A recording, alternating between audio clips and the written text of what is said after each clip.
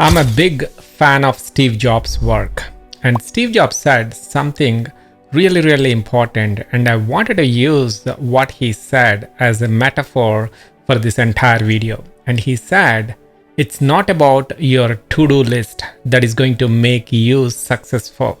It's all about your not to-do list is what is going to make you successful. So a lot of times people ask me, Vamsi, what are the things I need to do in order for me to be successful at my work, in order for me to be really good at my business, in order for me to achieve all the things that I want in my life? So it's not about what you need to do.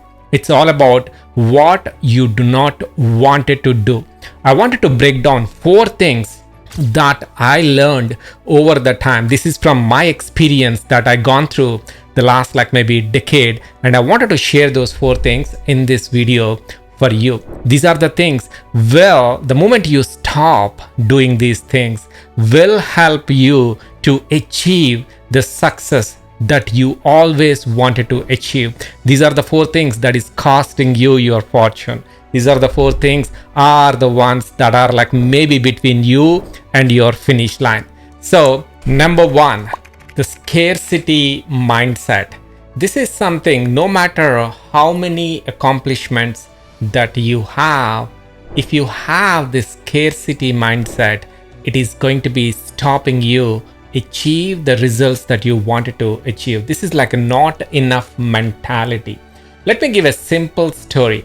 2 identical twins. They both got the farmland from their parents, and the farmland exactly the same size. And the first kid, they took the farmland and started seeing that this is the farmland is going to be helping them to raise his kids once he get married, once he gets the kids down the road. He started seeing himself like this farmland is going to be sufficient for maybe for his entire family and also for the next generation.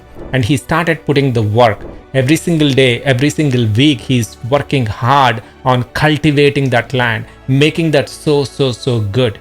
And whatever the money that he's making from that farmland, he started reinvesting back into that, the growth of that land. Let's imagine the second son, his name is, let's say Johnny. And Johnny saw that land and decided, oh my God, this land is not good enough for me.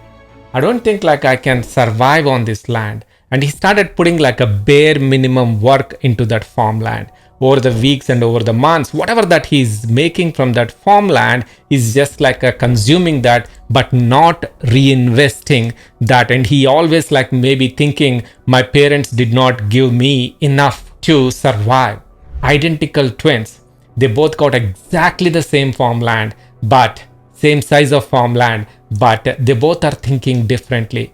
The point I wanted to drive here, it's not about the farmland, it's not about anything. It's about your current role that you are in your organization. Even though you worked for 10 years, even though you have all the certifications, even though you have enough experience, if you keep worrying about when is the next round of layoff is going to be happening, that's the scarcity mentality. This mentality is costing you lot of fortune. Whereas on the other side, how can I invest more into my current role? How can I become the best version of myself by improving myself, by taking my game to the next level? You will completely see the possibilities that are available to you. Number 2, a lot of people, they focus on the urgent tasks versus important tasks. Let me expand this. Urgent tasks could be a message from your manager, could be an email from your client, maybe the last minute presentation that you are preparing after your 12-hour work day. Those are the urgent tasks. If you always focus on your urgent tasks, you get only minimal results. So what is the opposite of urgent tasks? These are the important things. These are the important things that is going to be helping you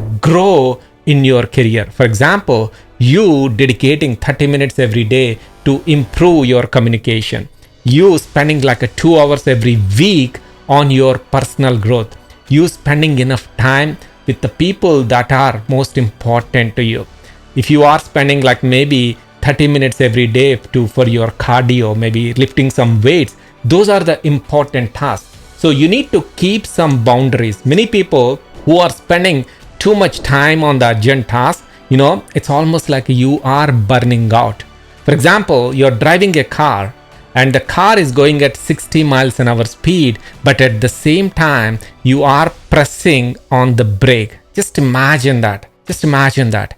The car is going to burn out very quickly, right? The same things that are happening to you. You are focusing too much time on your urgent tasks versus the most important for you, not based on your boss's decision, not based on your organization's decision. This is for you. What is important for you? So have a list of important tasks on your notebook and make sure you spend enough time on those important tasks. It could be time with your kids. It could be time with you reading the powerful books, or it could be time you creating that future self by just spending time on the tasks that are most important for you. Number 3, this is like the most important thing. This is my favorite thing. Like I was there for so many years, consuming but not implementing.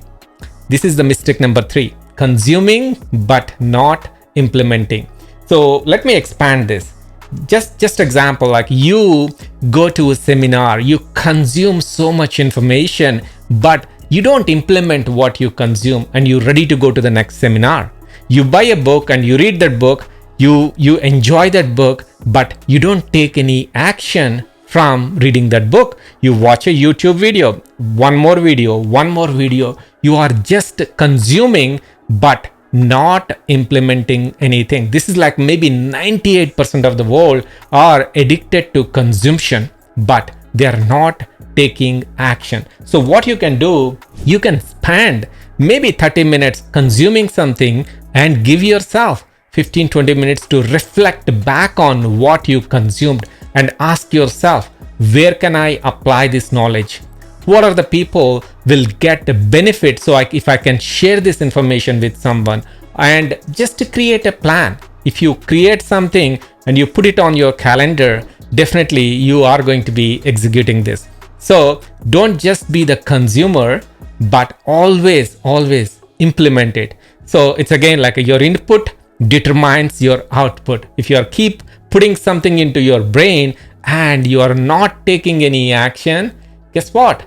All the information that's going in here, it's not going to be helpful for you. It's not going to be helping anyone. So don't be that person. Always take action. Now let's go to number 4. This is the last one. This is about multitasking. A lot of people, they are really got like maybe multiple PhDs on this last one. Multitasking. You are listening to one on one side, you are doing something, you're writing it down, you're on a meeting, you're focused on somewhere. So this is costing like maybe 10 times of your salary every single decade. If you really let go of this multitasking and you start creating that focus blocks into your life, you can create more. Definitely, you can add a 0 to your paycheck. Believe me, this is like a game changer. This is again like you don't have to drastically change anything. What you can do is start spending 30 minutes of uninterrupted time. In this 30 minutes, you're going to put all the notifications into silent mode and giving yourself that 30 minutes to just finish one task. You're not going to be thinking about anything else. You're taking one thing and you are just going to be finishing that in 30 minutes. Or if you have more time, schedule 90 minutes focus block. This was my favorite thing. 90 minutes of uninterrupted focus block is going to be the game changer for you if you really follow this. And those 90 minutes, you are completely going into the monk mode. That means you are not thinking about anything. You are going all in those 90 minutes on that particular task. This is like a Parkinson's law. Parkinson's law says that the time that you are giving it to any task, that is the time that is going to take. The same way, if you really give something, like say, I wanted to give myself a 90 minutes task and I wanted to finish it.